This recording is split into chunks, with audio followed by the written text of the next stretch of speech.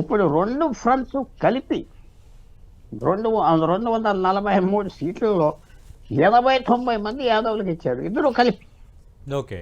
అంటే 90 సీట్స్లో strong Yadav candidates ఉన్నట్లు లెక్కే కదా. 90 సీట్స్. సో ఇంక యాదవ్ ఫీలింగ్ ఏముంటుంది, ఇద్దరు ఇచ్చారు, ఈక్వల్గా ఇచ్చారు. సో అదొకటి.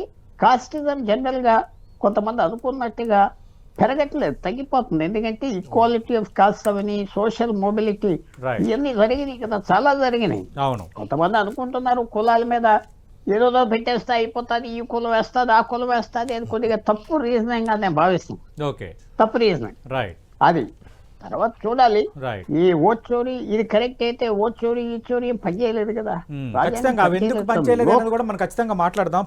పని చేసే ఈ ఫలితం వచ్చిందేమో ఎందుకు అనుకోకూడదు, పని చేయలేదు అని రైట్ ఆఫ్ చేసే బదులు పని చేసే ఇలా వచ్చిందని కూడా అనుకోవచ్చు. చెప్తానే ఇంపాక్ట్ ఉంటుంది. రాబోయే ఉత్తరప్రదేశ్ ఎలక్షన్స్ ఈజీ అయిపోతాయి.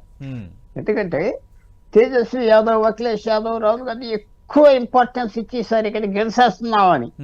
ఆ ఫార్ములా మీద సోషల్ మీడియా మీద మీడియాలో హడావిడి చేశారు, టూ మచ్ చేశారు. నా వ్యూ ఎప్పుడు ఆపోజిషన్ అంత హడావిడి చేస్తే ఉన్న గవర్నమెంట్లో 2 చోట్ల ఉన్న గవర్నమెంట్ వాళ్ళు ఊరుకుంటారా, ఇంకా డబుల్ హడావిడాలు చేశారు, అన్ని జాగ్రత్త పడ్డారు. అందువల్ల ఇది చాలా ఇంపాక్ట్ వస్తుంది బీజేపీకి. అంటే అది మంచిదా చెడ్డదా అది వేరే విషయం. ఎందుకంటే మాలాంటి వాళ్ళు ఏం ఫీల్ అవుతున్నారంటే ఆర్థిక పాలసీలు సరిగ్గా లేవు, మార్చుకోవాలంతా ఇంక మార్చుకోరు, ఇదే బాగున్నది అనుకుంటారు. ఎందుకంటే ఇది ఒక వ్యాలిడేషన్, ఇది బాగా చేసామని అందరూ ఒప్పుకున్నారు కదా అంటారు.